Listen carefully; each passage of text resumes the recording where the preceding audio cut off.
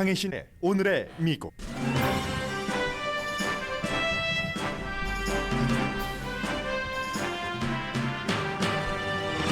바이든 대통령은 지금 사우디아라비아에 도착했습니다. 사우디아라비아가 바이든 대통령의 전용기를 직항하도록 이스라엘 쪽 하늘길을 연 것은 바이든 대통령의 중동 정책을 지지한 결과입니다. 이스라엘에 대한 비행금지 해제를 통해 사우디와 이스라엘이 관계 개선을 하는 게 바이든의 중동 정책에 포함됩니다. 텍사스주가 바이든 행정부를 고소했습니다. 이유는 산모가 위험하면 낙태할 수 있도록 한 연방정부의 의료 규정 때문입니다. 오하이오주에서 강간당한 10살 어린이가 인디아나주에서 원정 낙태를 받은 사건을 진보가 지어낸 스토리라고 보도한 월스트리트저널이 지어낸 게 아니라 사실이었다고 정정했습니다. 오하이오주 검찰총장은 팍스와 인터뷰에서 수술을 집도한 의사가 주정부에 수술 사실을 알리지 않아 수사한다고 말했지만 의사는 규정대로 보고했습니다. 연방 하원은 다음 주 특정 공격 무기 금지안을 발의합니다. 민주당 의원 전원이 공동 발의하고 공화당 의원은 한 명도 지지 의사를 밝히지 않은 데서 이 법안의 결말은 이미 나 있습니다. 조 맨신 연방 상원 의원이 기후변화 기금과 세금 인상을 지지하지 않을 것이라고 밝혔습니다. 민주당에 의한 민주당 대통령의 국내 정책 아젠다가 죽어갑니다. 지난 수십 년 동안 쇠퇴한 가스 스테이션이 전기 자동차의 출현으로 더욱 어려워지고 있습니다. 코비드-19 변이 바이러스가 백신이나 자연 면역력을 뚫는다는 인식에 따라 백신이나 부스터샷 접종을 안 하는 사람이 많습니다. 그러나 백신 접종을 받으면 적어도 사망, 입원 또는 인공호흡기 의존은 피할 수 있습니다. 미네소타주 작은 마을에 셀프 서비스 그로서리 스토어가 생겨 주목받으면서 성장 중입니다.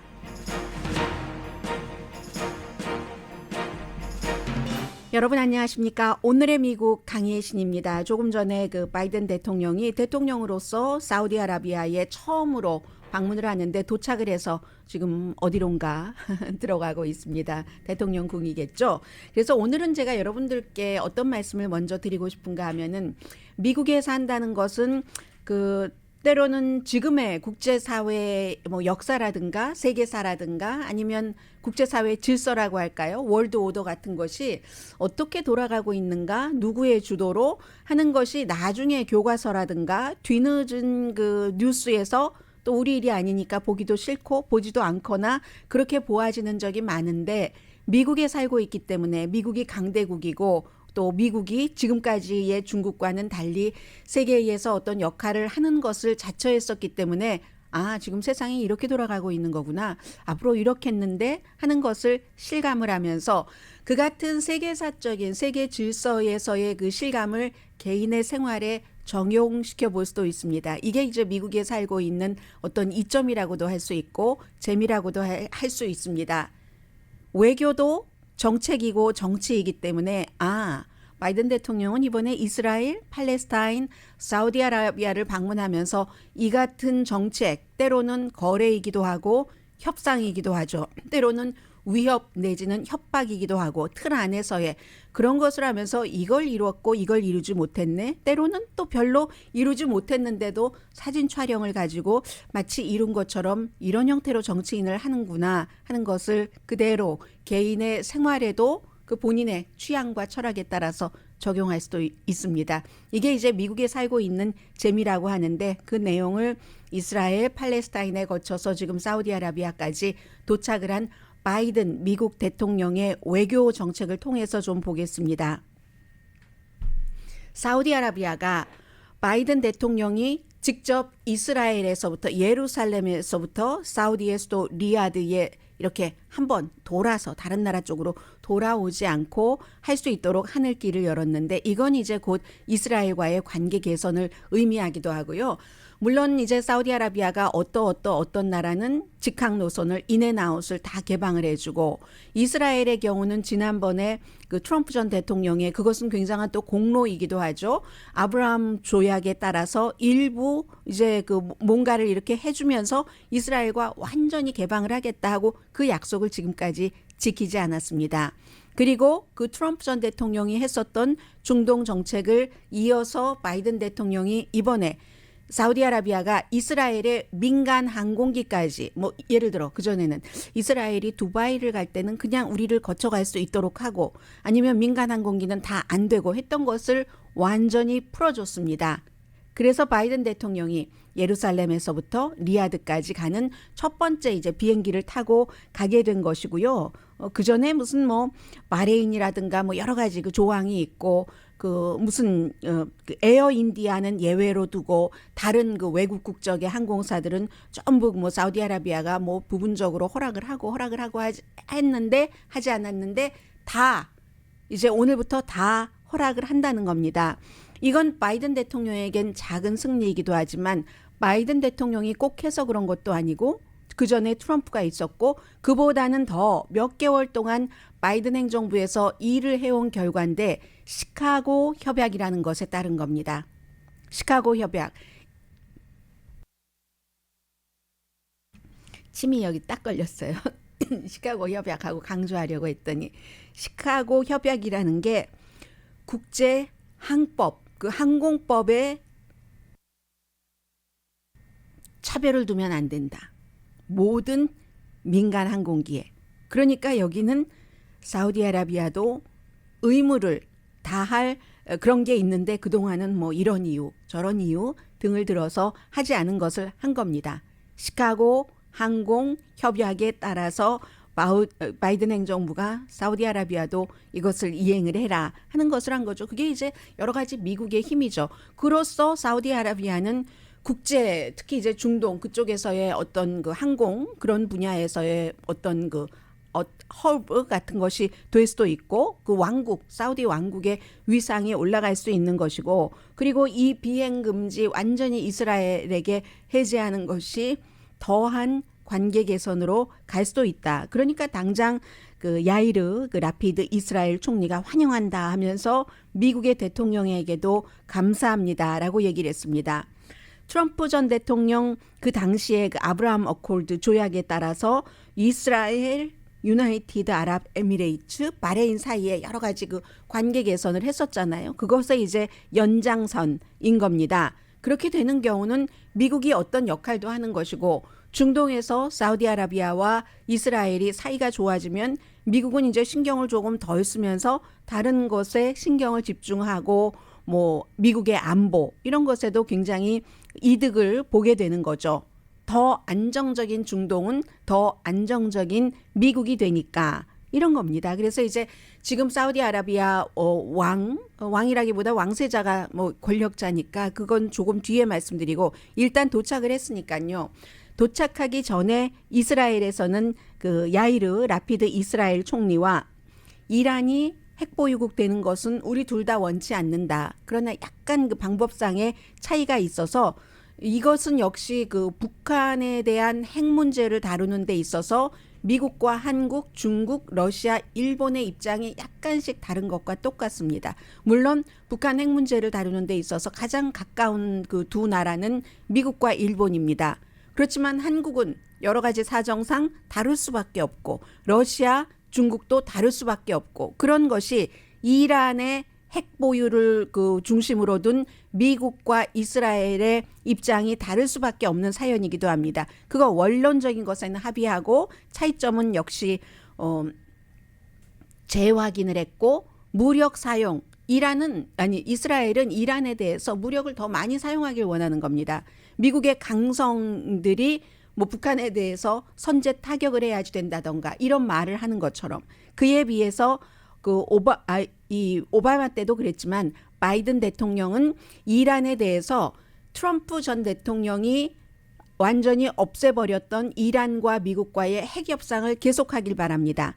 계속하기를 바라면서 최후의 수단으로 무력을 쓰는 것까지 옵션으로 올려놓았다. 이 정도를 이스라엘을 만족시키면서 사우디아라비아와 잘 지내기를 원하고 이란과도 뭔가를 아무튼 지금보다는 긴장이 약화되기를 원하는 이제 그런 상황이었고요. 그래서 이스라엘 총리는 말과 외교가 이란 같은 국가를 두렵게 하지 않는다. 미국에서 북한에 하는 강성 발언들과 똑같은 얘기를 합니다. 이란을 막을 수 있는 유일한 방법은 그들이 핵 프로그램을 계속한다면 무력을 써야지 된다. 이제 이런 입장 차이는 했지만 어쨌든 또 공통 분모도 가지고 왔고요. 그리고는 이제 팔레스타인에서도 미국의 대통령이 꼭 팔레스타인을 완전히 만족시킨 건 아닙니다. 사우디아라비아도 전략적인 이해관계 때문에 오일 생산 더 하라고 지금 그것 얘기하러 간 거잖아요. 결국은 중동에서 그 균형 같은 것을 맞추기 위해서 바이든 대통령이 가서 이스라엘과 조금 이란에 대해서 부분적인 합의를 얻어냈고 대신에 이제 이란에 이제 미국이 여러 가지 지원하는 것 해준다고 했고 또 아이언돔 그 미사일 방어 시스템 포함해서 이란에서 바이든 대통령에게 브리핑한 것도 굉장히 많습니다. 안보에 대해서 우리는 정말 중요한 동맹국들이야 하는 것을 다시 한번 그 확인을 했고요.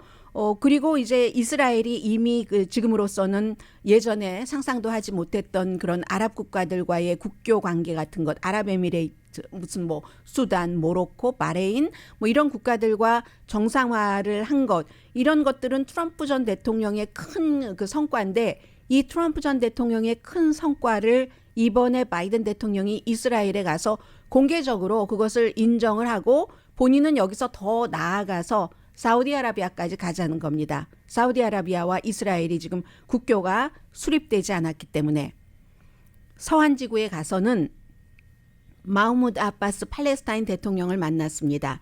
만나서 전임자와는 이건 또 트럼프 전 대통령과는 완전히 다른 거죠. 트럼프 전 대통령은 너무나 이스라엘에 쏠려 있었기 때문에 미국 내의 복음주의자들이 이스라엘에 대한 어떤 선망과 이런 게 있잖아요. 뭐 하나님이 선택한 그 약속의 민족, 약속의 땅 하면서 그 복음주의자 표를 상당히 의식을 했고 또 사위도 주이시고 하니까 팔레스타인 입장에서는 힘들게 하고 이스라엘을 편애했다. 미국 대통령이 그런 건데 바이든 대통령은 그 관계를 조금 달리 가져가 보려고 하기는 했지만 팔레스타인이 원하는 대사관 또 다시 뭐 예전 장소로 돌려놓으세요 하는 이것을 들어주지 않았고 대신에 이제 여러 가지 의료 지원을 한다는 돈 약속은 했습니다. 그러니까 생각해 보면 이스라엘에 가서 이란에 대해서 얘기한 것도 누구는 국내에서도 그렇고 해외에서도 그렇고 잘했다고 할 것이고 누구는 반대할 것이고 팔레스타인에 대해서도 미국 내의 보수주의자들은 그 왜 팔레스타인 이스라엘만 계속 지원을 해야지 라는 얘기고 팔레스타인은 그래도 여전히 우리가 원했던 것에 못 미치네. 양쪽에서 다 바이든 대통령이 뭐 그다지 큰 환영을 받지는 않은 그런 겁니다. 아니 왜 아바스까지 만나고 그래 하는 것은 미국의 보수주의자들을 굉장히 화나게 하는 거니까요. 이 팔레스타인이 이스라엘을 테러한다고 그런 무슨 선민 사상 같은 것 이스라엘에 대한 그런 게 있는 많은 사람들에게 아니 이스라엘을 힘들게 하는데 왜 거기 가서 그 사람을 만나지? 뭐 이런 거. 그리고 또 팔레스타인 사람은 팔레스타인에게의 저널리스트가 이스라엘의 공격으로 숨졌잖아요. 여자 저널리스트가. 거기에 대해서 이스라엘이 그 저널리스트의 가족들이 이제 뭐 여러 가지 무슨 뭐를 원하는데 전혀 해주지 않고 여기에 또 반감을 갖고 있고 반감이라기보다 왜 미국이 더 해주지 왜 이스라엘을 압박하지 않지 하는 그런 것들이 있잖아요. 그래서 바이든 대통령이 이스라엘 팔레스타인에서 뭐 조금 얻은 것도 있고 얻지 못한 것도 있습니다. 그리고 이제 사우디아라비아와의 어떤 관계 좀 차가웠었던 관계를 녹여보겠다고 지금 한 결정이잖아요.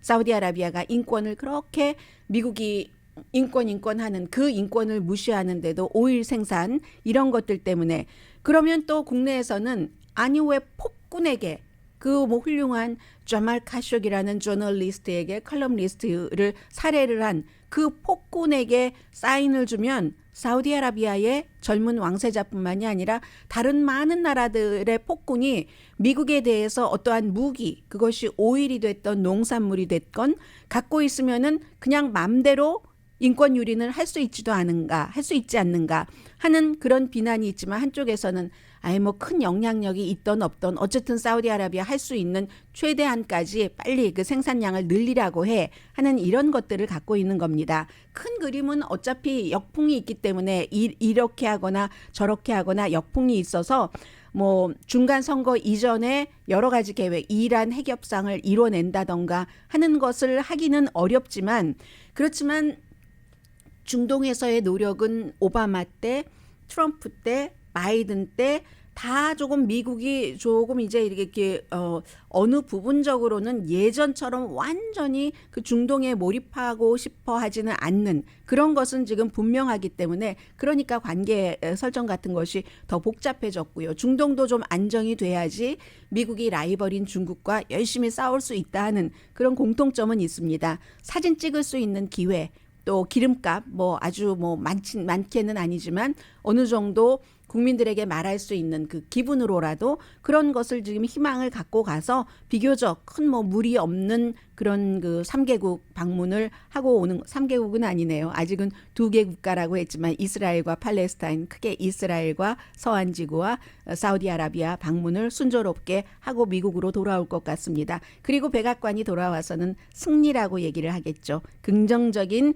결과를 가지고 왔다라고 얘기를 할 텐데 그 긍정적인 결과라는 것은 실패일 때는 분명히 실패다라고 얘기를 하지만, 이런 경우는 뭐 오늘 이제 아직까지는 아니지만 그 모하메드 빈 살만 왕세자와 만나는데, 물론 그 아버지 살만 국왕도 만나고 하는데, 그 이후에 백악관에선 이거 성공이다 할 것이고, 세계에서는 이 실패라고 보지는 않을 것 같고요. 왜냐하면 기본적으로 일단 그 이스라엘과 사우디아라비아의 하늘길 정도라도 열었으니까는요.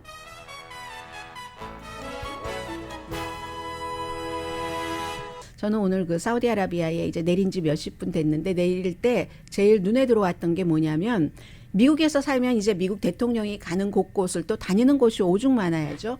다 보여주잖아요. 텔레비전으로, 큰 화면으로. 지금 저희 스튜디오에도 그 테레비 그 스크린이 3개나 있습니다만 쭉 이렇게 보면서 그 나라마다 다른 것을 또 실시간으로 볼 수가 있는, 이것도 기쁨인데, 보통 이제 대통령이 이스라엘에서도 그랬고 비행기에서 전용기에서 내리면은 그 맞이하는 국가에서 레드 카펫을 쫙 깔아주잖아요. 비행기 그 계단부터 저기 이제 행사장까지 쫙 깔아주는데, 사우디아라비아는요 레드 카펫이 아니었습니다. 무슨 색이었을까요?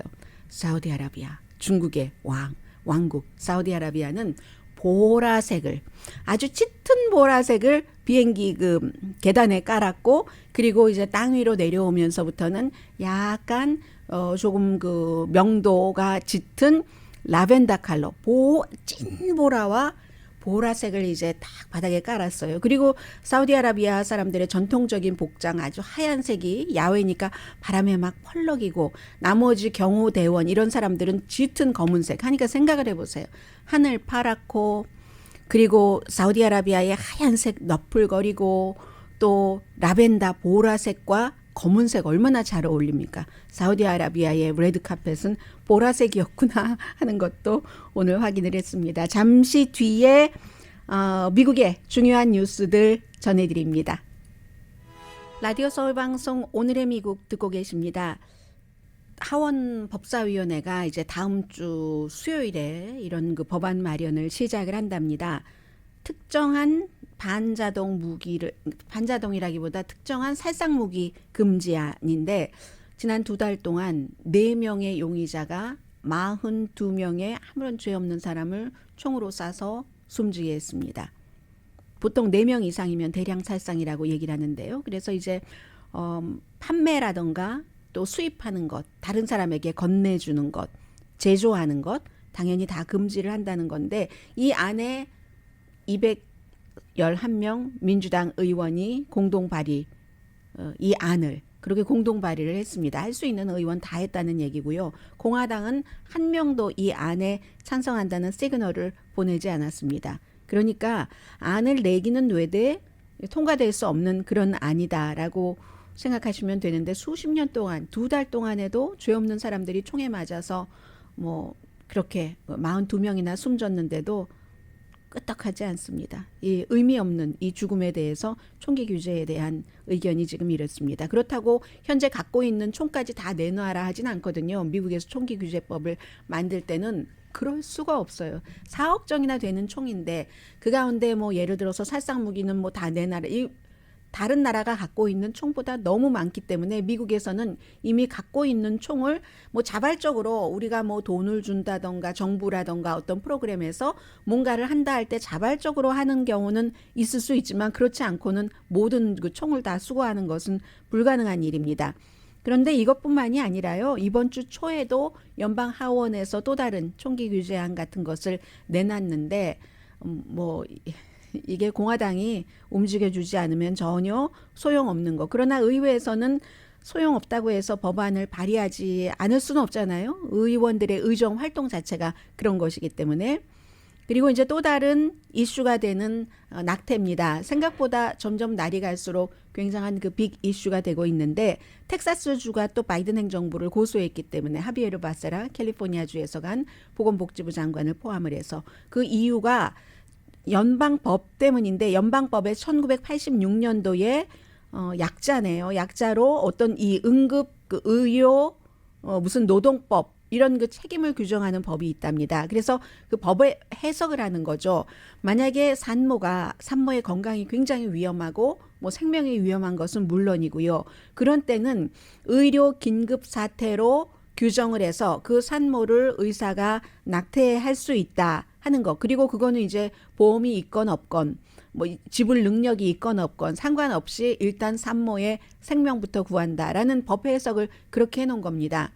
그랬더니 행정부의 이 법 해석을 켄 팩스턴 이 텍사스주 검찰총장은 아마 연방 정부에 대해서 고소한 케이스가 10건이 넘습니다. 제가 기억하고 있는 것으로만 숫자만요. 일일이 이름 다 대라고 하면 못 되지만 이 검찰총장이 뭐라고 얘기를 하냐면 하비에르 바세라 보건복지부 장관을 포함해서 낙태를 조장한다. 그것도 선출된 그 공직자들을 시켜서 의사에게 낙태시키도록 명령을 한다. 같은 상황에서 해석들이 이렇게 다른 겁니다. 최근에 연방 정부가 가이드라인을 낼 때는 그렇게 산모가 있는데 병원에 왔는데 그 산모가 건강이 임신으로 굉장히 그 심각하다면 그러면 의사가 낙태할 수도 있다 하는 거잖아요. 텍사스는 그런데 임신 6주일 이후는 거의 모든 낙태를 근친상간도 낙태하면 안 되고 강간도 낙태하면 안 되고 하니까 연방정부에서 이런 가이드라인을 줬더니 주정부에서 아니지 우리 거는 우리가 알아서 하지 하면서 고소를 한 겁니다. 하면서 또 다른 것은 아니 잉크가 마르기도 전에 연방 대법원의 판결을 연방 정부가 무시하네. 그 6월 23일에 이제 주정부가 알아서 해라는 그 낙태법 판결에 대해서 얘기를 하는 겁니다. 그랬더니 백악관은 뭐라고 얘기하냐면 텍사스의 검찰총장이 선출된 공직자를 시켜서 의사에게 명령을 하네. 낙태를 하라고 하니까 백악관은 아주 정말 극단적이고 급진적인 공화당 선출된 공직자의 또 다른 예다. 이 텍사스주의 검찰총장에 대해서 그렇게 얘기를 했습니다. 이 케이스가 하나가 있고 그리고 또 하나는 어제 제가 방송 끝나고 이제 확인을 해봤습니다. 오늘 그 월스트리트저널 갖고 계신 분들은 오늘 사설란에 실렸겠네요.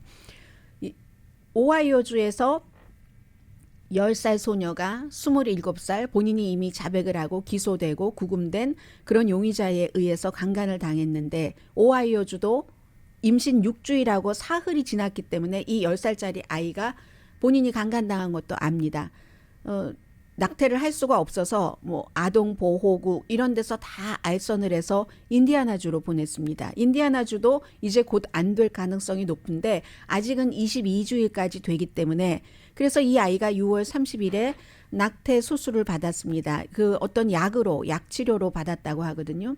그래서 이제 이런 내용이 나오면서 바이든 대통령이 이 낙태 금지가 극단적으로 될 때는 이렇게 된다 하고 얘기를 했더니 월스트리트저널이 대통령이 지어낸 이야기를 말한다는 식으로 이렇게 보도를 했었습니다. 뭐 박스는 말할 것도 없고요.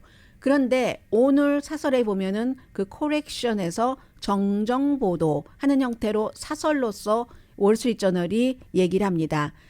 실제로 그 스토리가 지어낸 스토리가 아니고 그 바이든 대통령이 강간을 당하고 낙태를 하려고 인디아나주로 간 그 10살 오하이오 소녀에 대한 얘기를 말했을 때 그 말이 정확했던 것으로 보인다. 보이는 건 또 뭐가 또 보입니까? 정확한 거죠. 지금 범인이 기소가 됐고 그런 거. 그리고 월스트리트저널이 뭐 어떤 때 그렇잖아요. 우리가 뉴스를 들을 때 여러분들께서도 앞에 이제 사우디아라비아 이런 그 바이든 대통령의 중동 방문을 말씀드렸습니다만은 언론사도 마찬가지입니다. 사과할 땐 깔끔하게 깨끗하고 끝내는 게 낫습니다.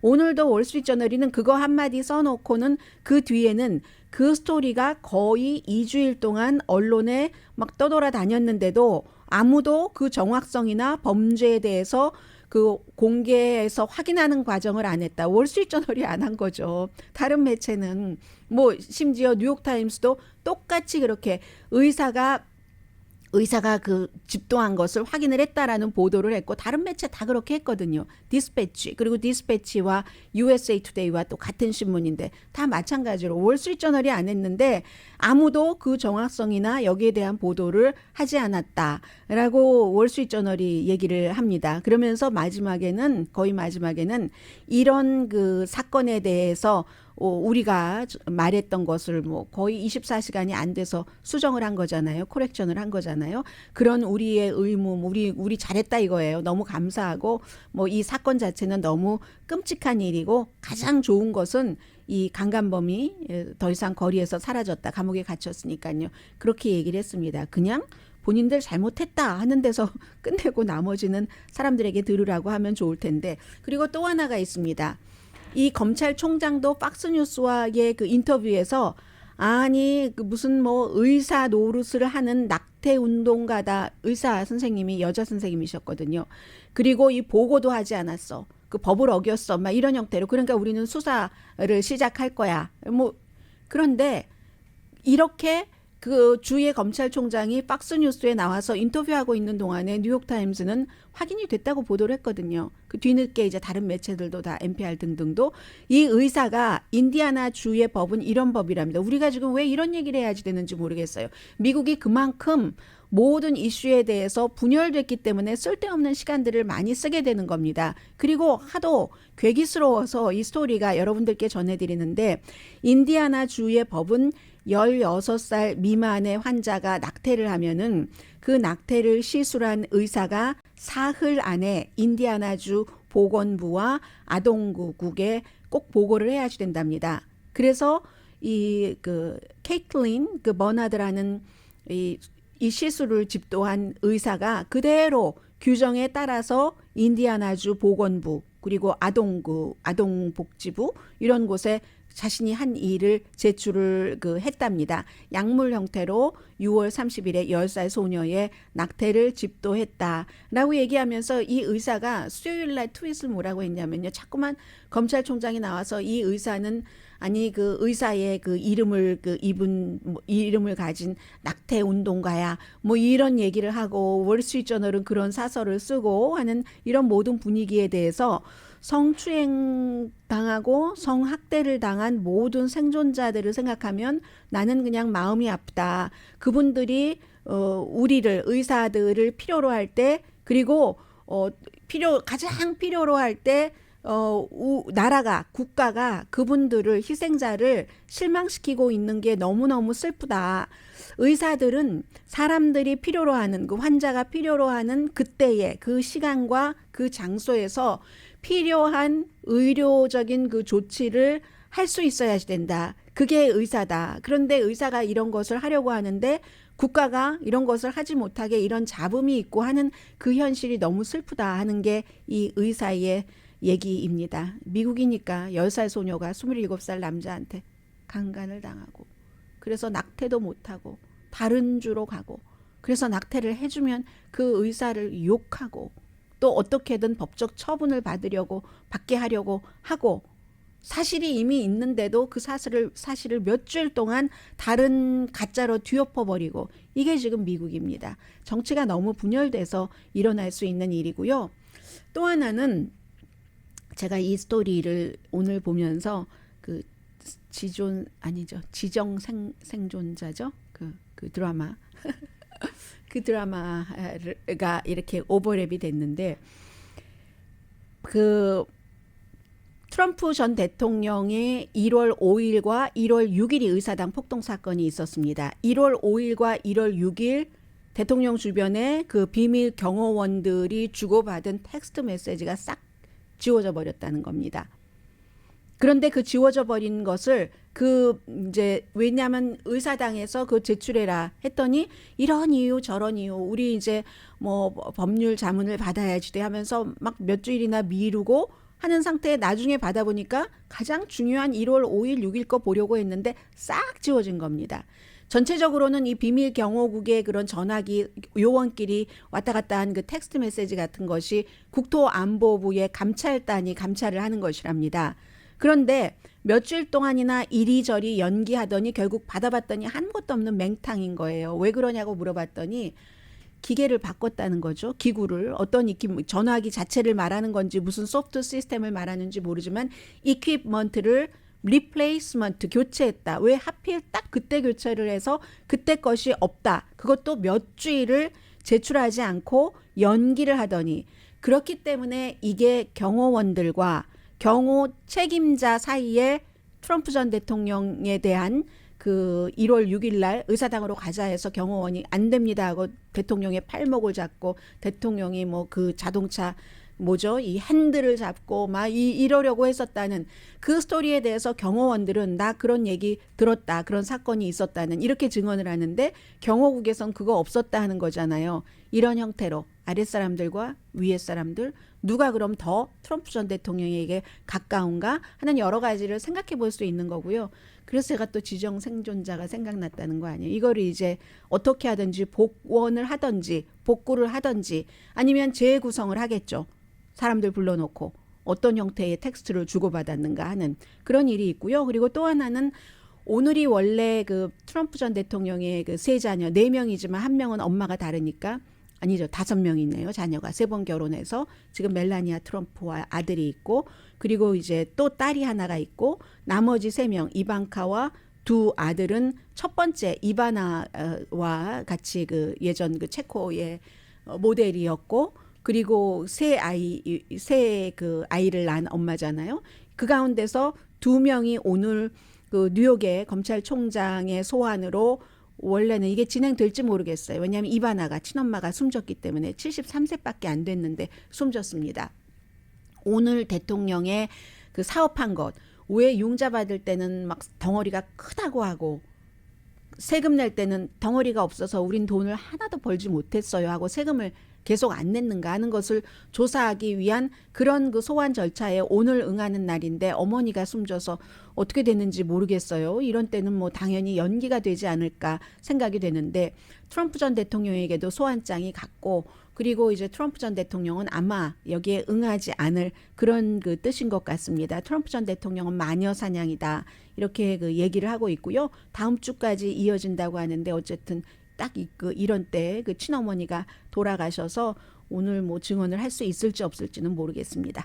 잠시 뒤에 경제와 관련된 제가 한 마켓의 스토리를 좀 전해드리고 싶거든요. 잠시 뒤에 뵙겠습니다.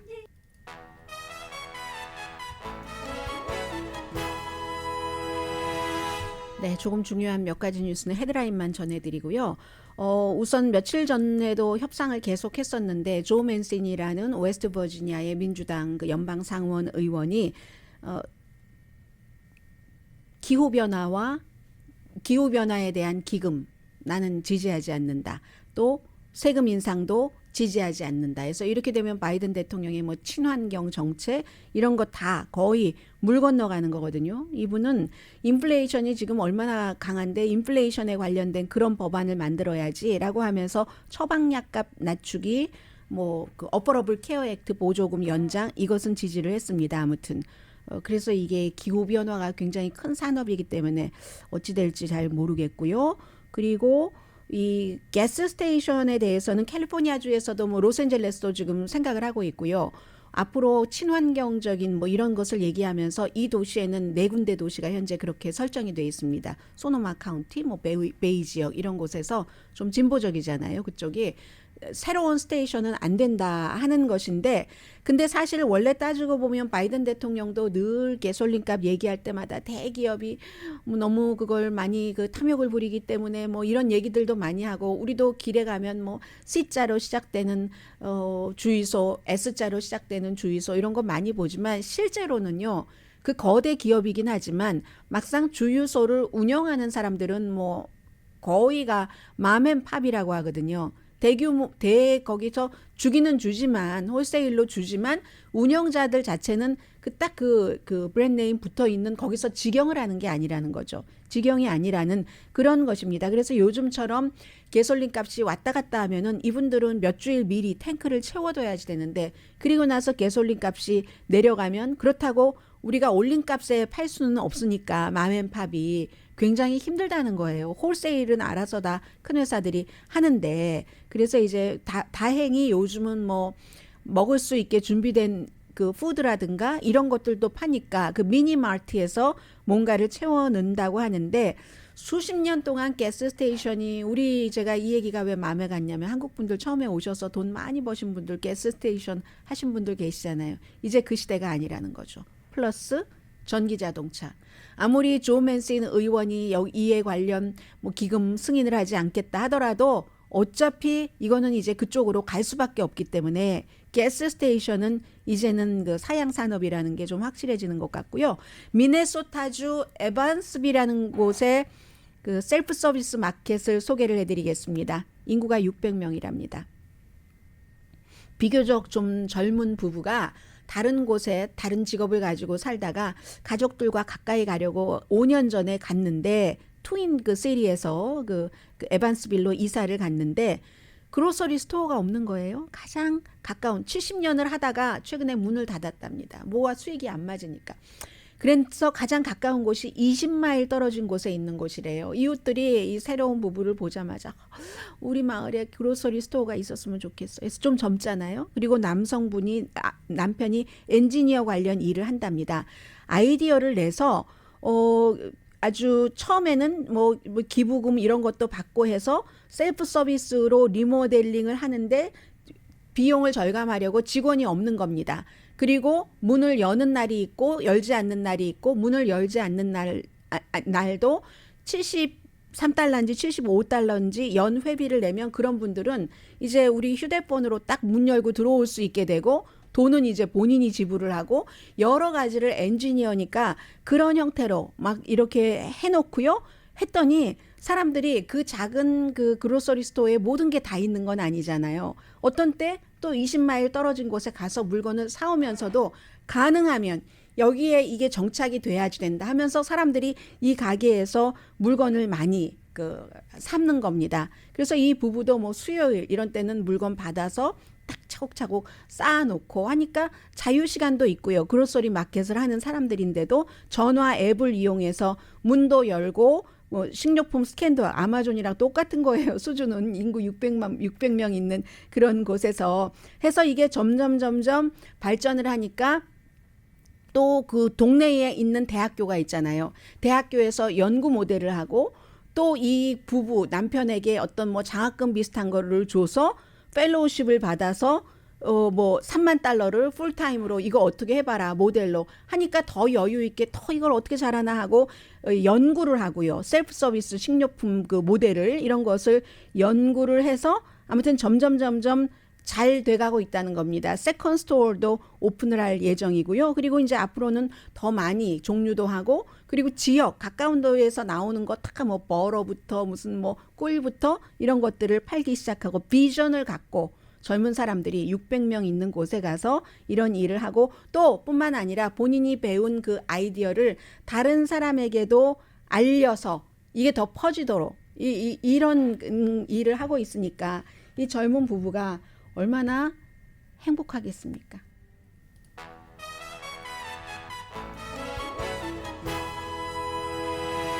라디오 서울 방송 오늘의 미국 듣고 계십니다. 여러분들 요즘 자꾸만 그 코비드 19에 대해서 조금 느슨해지시죠? 7월 3일부터 9일까지 이 코비드 19 그 케이스의 65%가 지금 BA 그 .5라고 하거든요. 그런데 저도 여러 번 말씀드렸지만 이 백신을 뚫고 들어가는 그러니까 전염력이 너무너무 강하기 때문에 뭐 4배의 백신에 대한 저항력이 있답니다. 그 이전에 그 바이러스보다. 그런데요. 그렇기 때문에 백신 접종을 받으신 분들, 한 번 걸리셨던 분들, 한 번 걸렸고 백신 접종 받으셨던 분들, 이런 모든 사람들을 뚫고 들어가는 것은 사실입니다.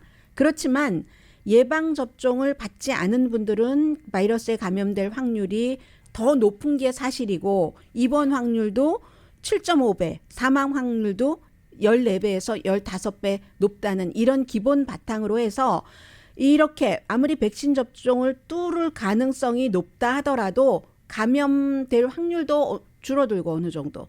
그리고 감염됐어도 그 증상 자체가 조금 약해질 수 있고 인공호흡기를 의존하지 않아도 될 수 있고 이런 여러 가지가 있기 때문에 백신 접종 받지 않으신 분들은 받으시라 하는 게 카이저의 얘기고요.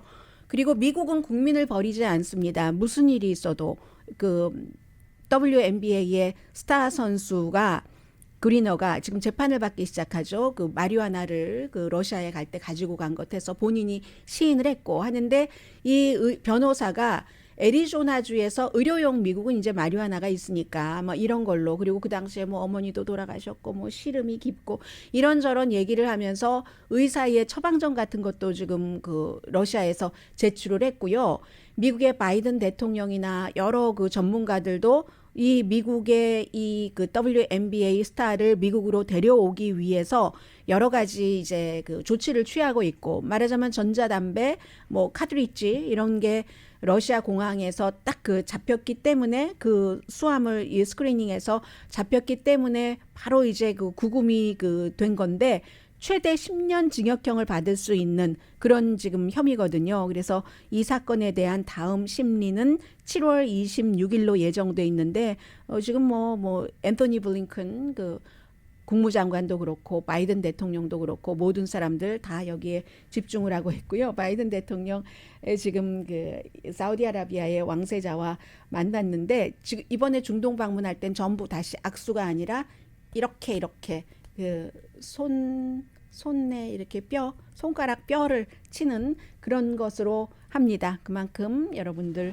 코비드 19에 대해서 신경 쓰시라 하는 의미고요.